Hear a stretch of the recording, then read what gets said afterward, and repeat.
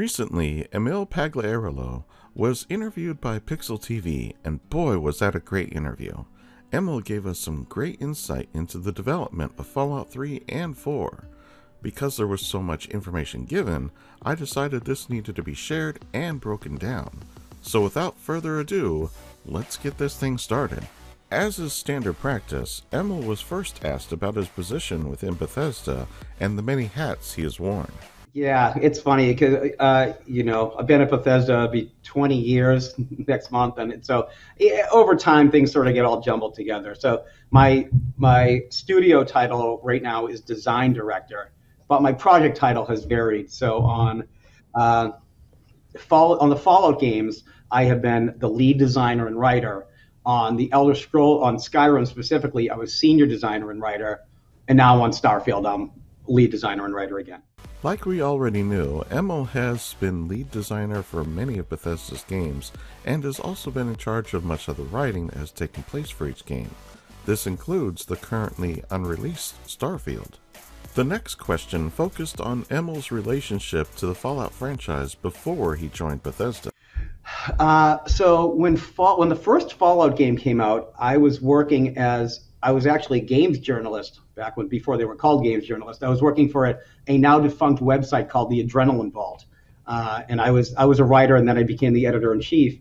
And back then, we used to sort of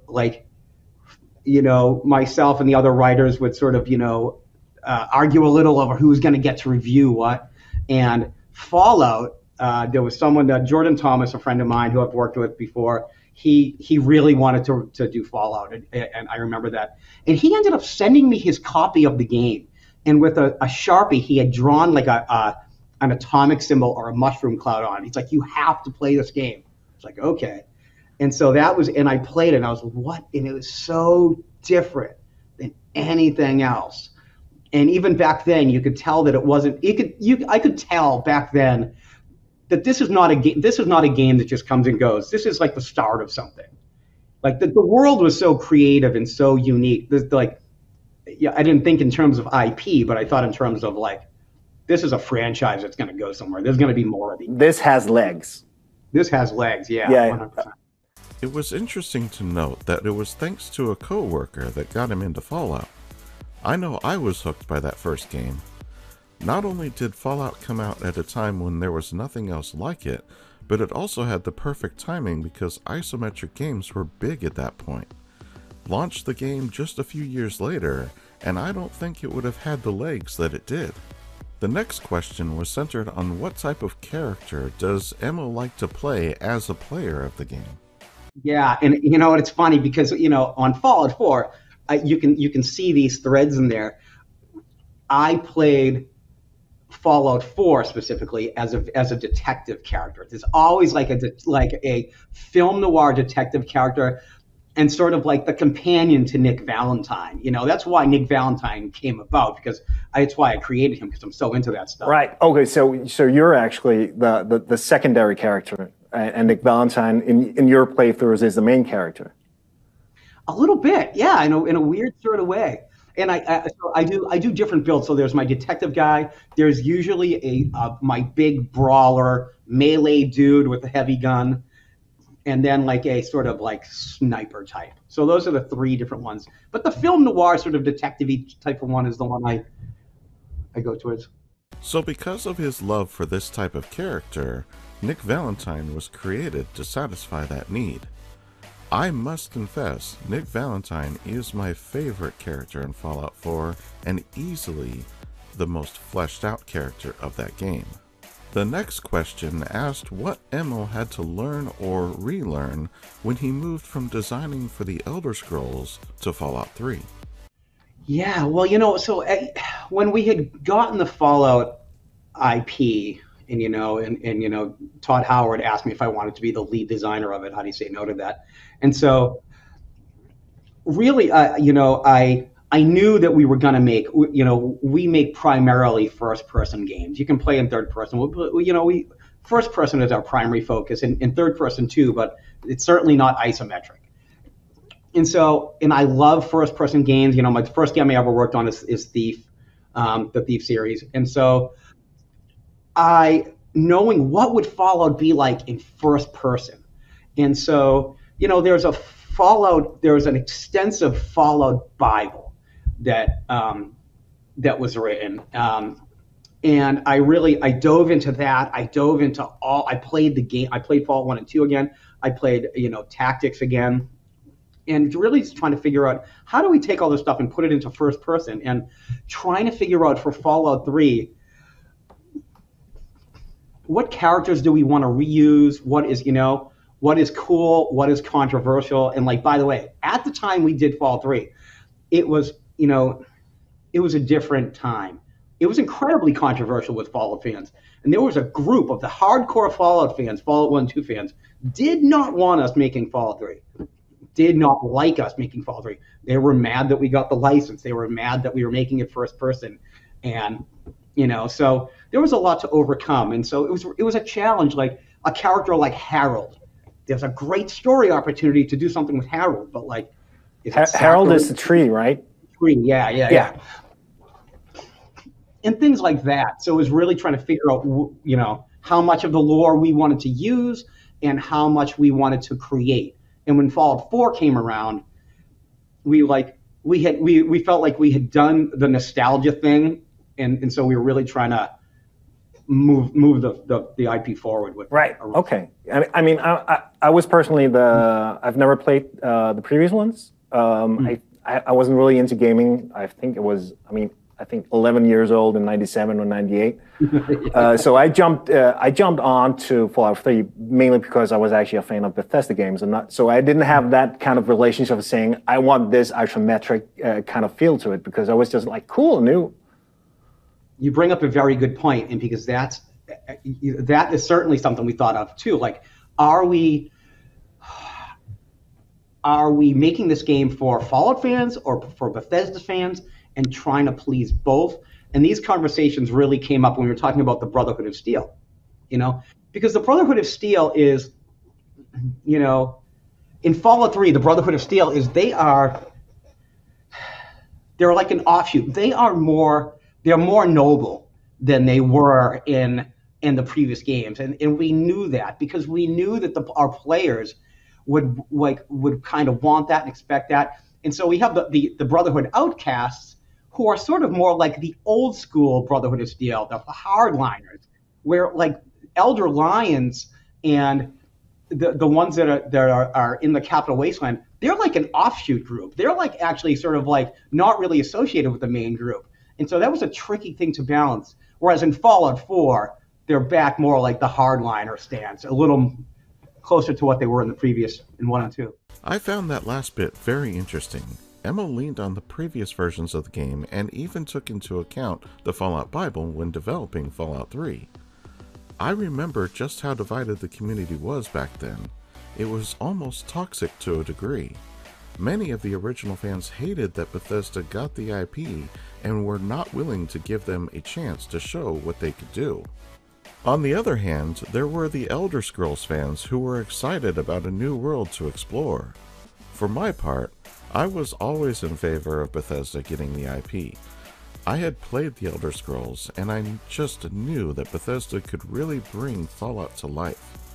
Needless to say, Bethesda delivered in a big way with Fallout 3. The next question was about the decision to make the game in DC. The setting has always been important. It's one of the first things we do when we talk about this. What is the setting? Where is it going to be? And for us, we're a studio on the East Coast. We're a studio right outside of Washington, D.C. And at that time, there were no games. And a lot of this is, this is 2008, Fallout 3 came out. This is around 2005, 2006, we're having these conversations. There was no major video game at that time that had been set in Washington, D.C. So it was ripe for us to use. And we knew that Fallout had these strong Americana vibes. There was really strong stuff with the Enclave and the American government. And so we saw the real opportunity to use DC. We know it. We love it. We can, whereas we're not as familiar with the West, and that's been done a million times. Because whenever you think of a post-apocalyptic wasteland, you think of Mad Max or the classic Fallout and the wide open wasteland. 100%. Bethesda needed to make this game pop, and using DC as the backdrop was the perfect choice. Again, the West Coast has many games based in it, but the East Coast really didn't have much, and DC certainly didn't have anything by this time, which was surprising because of the picturesque backdrop that DC provides. The next question was about the lore and how the process was as to what to keep, what to change, and what to tweak. Yeah, I mean, it allowed us to, one of the things it allowed us to do is it had not been predetermined. What is DC? So it frees us up to not, crush any existing lore, or we're expanding on it. That's always been important for us, is not, and we have been accused of, retconning certain things for various reasons, and that's an entirely separate discussion. But, we are always really cognizant of, we love the lore. We never want to change the lore. We want to add to it. And so we knew it in DC, we could say, what characters from the old games could have made their way to the East? Like Harold is a good example, or like, what does that say about, and the East Coast is sort of like, the East Coast of the U.S. has traditionally been a hub of immigration, so we have characters like in Megaton and Fallout 3, there's Moriarty, he's Irish, and it's like, where does he come from? He has an Irish accent, and an Irish brogue. He's from Ireland, and so what is Ireland like? We never really say, but we want you to think, he came on some kind of, however he got there. Right. I mean, it's been years since I played Fallout 3, but I had the exact same thought when I played Fallout 4, because there's her name is clipping me now. The Irish companion you can get. Okay. Yeah, Kate. And she was like, she has an Irish accent. Where does she come from? How did she get here? Like, do boats still work? Like, is there some kind of infrastructure? And in Diamond City, there's the Bobrov brothers, who are clearly there. We don't specify, but they're actually, the voice actors were Ukrainian, so they're Ukrainian. And how did they get there? And so the premise is like, boats still work. They came here somehow. What the hell was that transatlantic journey like for them? That's a story in itself, and it's a story you tell yourself in your head, like, how is that possible? Whereas people don't know this, but Alistair Tenpenny from Fallout 3, he has a British accent. That's all. That's fake. Actually, he's pretending to be this. I mean, I was actually considering like the Bobrov brothers and Kate having come from some kind of insular community in America where that might come from immigrants, and then you just kept the accent. No, we postulated that they actually came from Europe. Okay, so that was a lot of great info packed into just a short segment. First, the idea that some of the iconic characters in both Fallout 3 and 4 all came from Europe, and that was a design choice, is very interesting to me. I love that we get just enough information to speculate, but never really get that information in-game. Second, to learn that Tenpenny was faking his English background is even more interesting. I always suspected that this was the case, but never had the proof till now. This is why I love these interviews. You get a chance to see behind the curtain just a bit in each one. The next question was about how difficult it was to really nail the type of dark humor that Fallout has when they were developing Fallout 3. Yeah, that's a great question. And the humor in our Fallout games has come up before. And I'll tell you a little anecdote. We had this big press event for Fallout 3, and we had a lot of press from all over the world come to our office. And I remember I was in this small room with he was a Russian guy, a really big Russian journalist, and his first words to me were, Fallout 1 and 2 have humor, Fallout 3 no humor. And I was like, whoa. And so, the thing with our Fallout games, I have a very dark sense of humor. I worked that into the Dark Brotherhood stuff I had done in Oblivion. And so the way we had looked at Fallout, like, this is a post-apocalyptic, really effed up universe. you have to laugh so you don't cry at times. So the humor that it's really sort of dark humor, like this, at one point you go to a vault and there's a Mr. Handy who's like, I've been successfully performing surgery on all these people, and there's dead bodies and he's covered with blood, and you're like, what is happening? Whereas the older Fallout games, especially Fallout 2, started veering off. The tone was different. They kind of have like Monty Python references, as far as I know. Yeah, it's much more like in-jokes and references, and we didn't want it. That wasn't the route that we wanted to take, and so we wanted to stick with the dark humor. And like, basically, the game is serious, but it's punctuated by levity here and there, so it's not so depressing all the time. Like in Fallout 4, you have these very serious. You're looking for your son who is kidnapped from your murdered spouse. And at the same time, you find a robot who's trying to get a sailing ship off of the roof of a building. Or just Codsworth, like, how do you polish rust from a car? Exactly, right? Exactly. Yeah. Emil really hit the nail on the head. Fallout 1 had a lot of humor, but it was on the darker side of things. And Fallout 2 really veered off the path by adding too much in terms of jokes, pop culture references, and the humor just didn't fit the world that Fallout 1 had created. Fallout 3 brought back that dark humor, and 4 expanded on it in just the right way. It was dark, but not too dark. The world of Fallout is a serious world, but there are points when you just laugh at the oddest things. The next question was about Liam Neeson and getting to hear him read the lines for Fallout 3.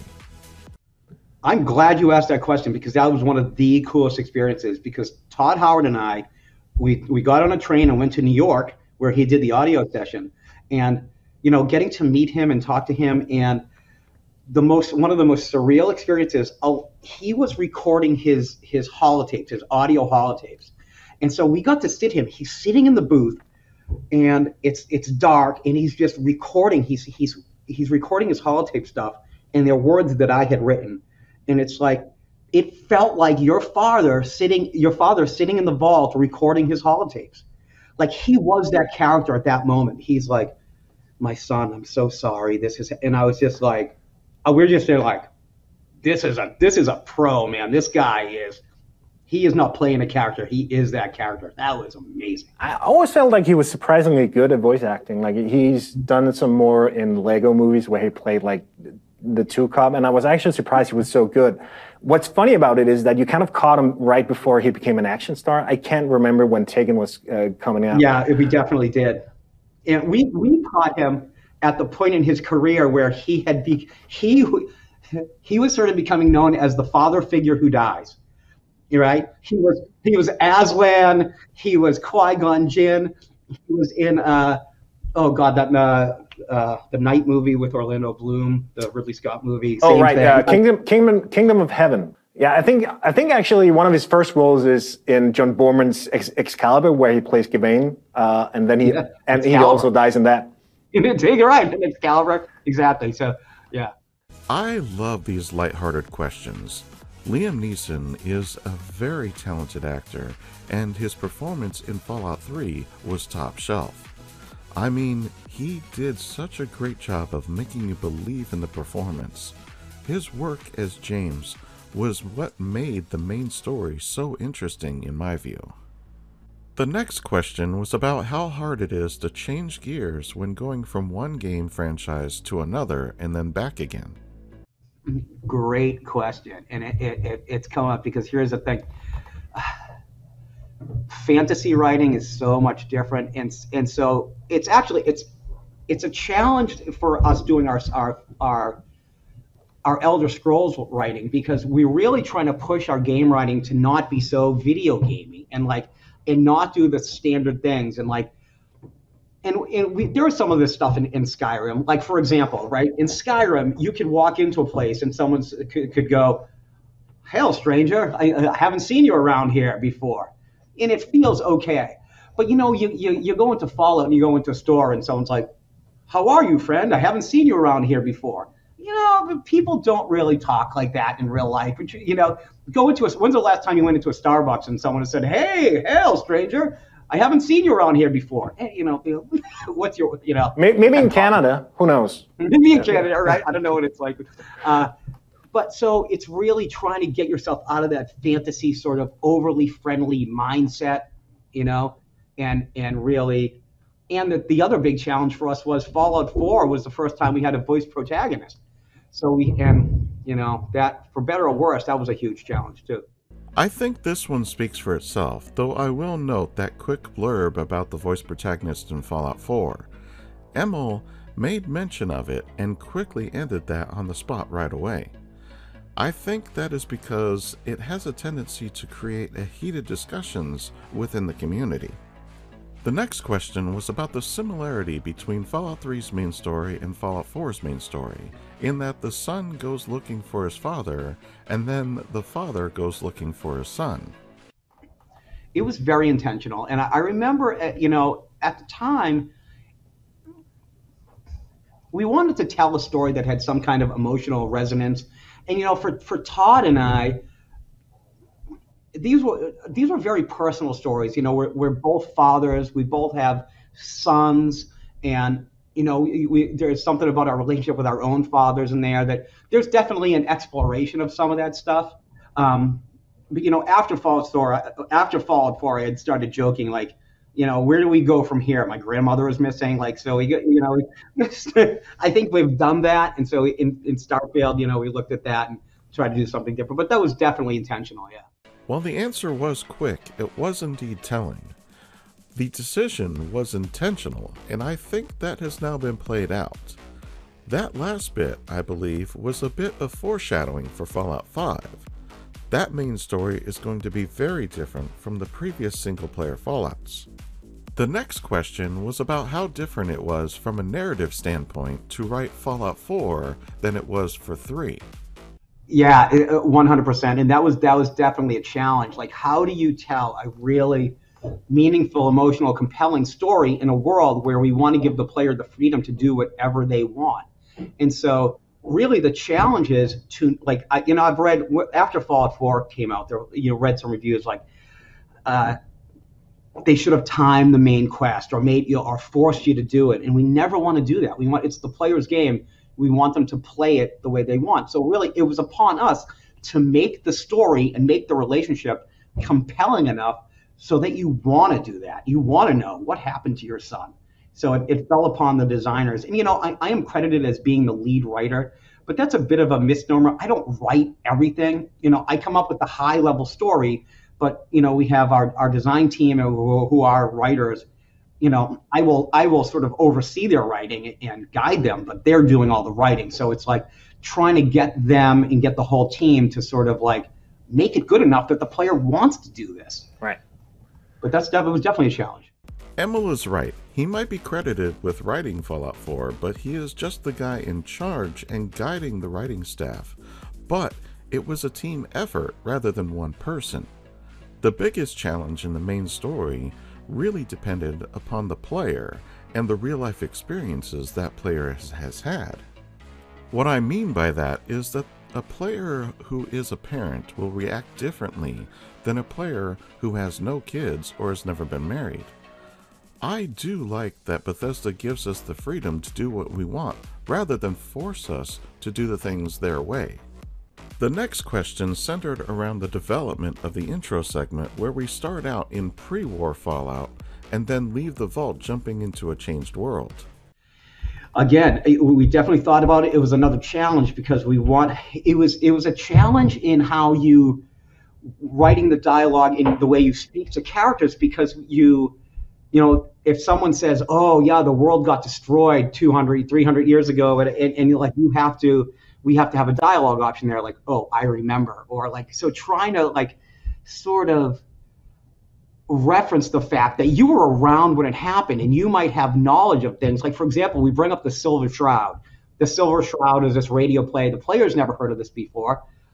But the character, so there's a bit of dissonance between the player and the character, where the character has more knowledge of the world than you do. And that was a bit of a challenge, try to like, did he grow up listening to the Silver Shroud? So I think there's a dialogue option to say that. So we had to constantly keep that in mind when we were doing it. I caught on to this right away when I played Fallout 4 for the first time. There is a disconnect between the player and our character. I loved it, but I can see how it almost takes you out of the game a bit because there are dialogue choices that we would never really think of. Though to be fair, it also exists in all other previous versions of the game. Difference being, 4 is the only one where we hear our character speak.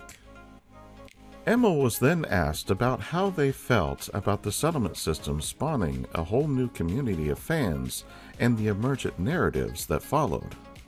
I think it was more we were blown away than something we planned for. We thought we wanted to do something, but we had no idea what it was going to become. And it's not just blown away by the fan reaction, it's blown away as we were developing it and seeing what it had become. And we're like, because we had this group that was really into it and they're making it like, this is freaking amazing.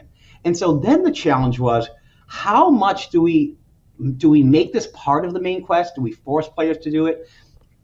And there's actually a moment very early on in the game that I would, if I had to go back and do something else, we do this thing where, you go to the Museum of Freedom and you meet the Minutemen, and then you have to escort them back to Sanctuary, and that's where the settlement stuff really comes in. And you think that's the main quest because that's the objective that's sort of live, but it's not the main quest. And so players think it's the main quest, and it's really not. And so we never wanted to force the players to have to do that. And, sometimes but we do it at some parts. We work that system in, like when you have to make the teleporter to go to the Institute, and if you haven't built stuff, it can be confusing and a little bit hardcore. You're like, oh my God, I have to connect this wire over here. But it's like seeing what it became and how much fans liked it and loved it, it became really instrumental in what the vibe of the game was. And it really led to developing the camp system later on for Fallout 76. Yeah, and there's also a settlement system in Starfield, which I'm really excited about. Because I love the settlement system. I always build at the Red Rocket truck stop near Sanctuary, and I love doing that. And I always wanted to build, like, after all DLCs were gone or were out, I always wanted to build like a huge ammo factory at the Starlight Drive-In. Oh, right, yeah.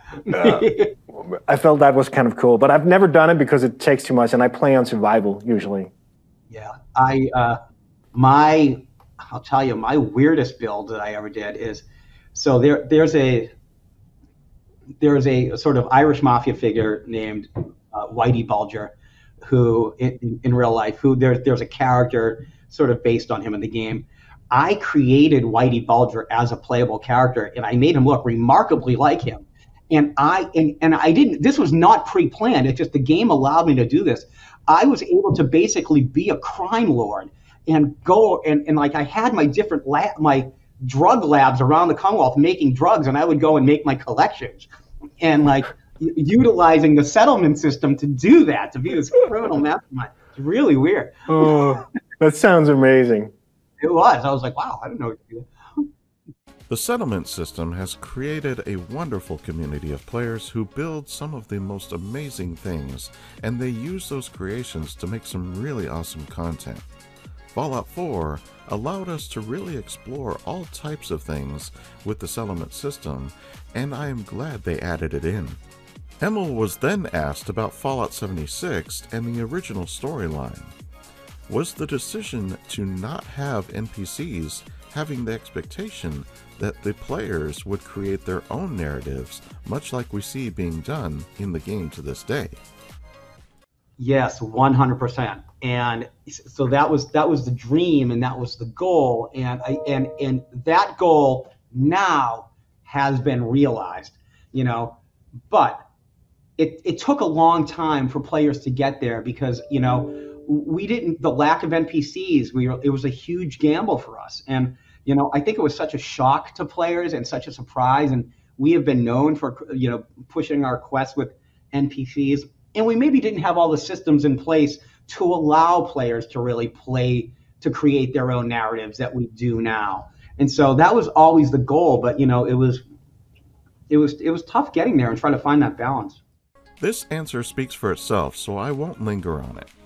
The next question was about the writing. Emil has written for fantasy games, post-apocalyptic games, and now sci-fi games. The question is, does he have a favorite one, or one that he prefers to write for? Wow, that's a great question. I think it depends. I sort of bounce back and forth. And for me, it's like, the whole write what you know thing is not, it's not meant to just like put you in a box and write whatever and just write the only things you know. I've never been a fantasy assassin, or I've never lived in the post-apocalypse. It's bringing some of your own thoughts and mores and life experiences to the fiction that you create. And so that's sort of whenever regardless of the genre, I like working in all different genres, honestly, and I like the challenge that brings. Like it's a Western, it's this. I don't know that I have a preference. I like the challenge. I like writing fantasy because I like writing fantasy that isn't like the millions of other fantasy things that's out there. I like writing post-apocalyptic stuff that isn't like, your typical Mad Max, Stalker. Right, yeah. To Emil's credit, as a writer, it is hard to say, well, this is my favorite, especially when there is such a varying degree of genre to create for. Personally, I think his answer was perfect. Really, what he is saying is that his favorite is whatever he is writing at the time. The next question was, is there something specific that he is looking forward to when he gets to work on another Fallout game?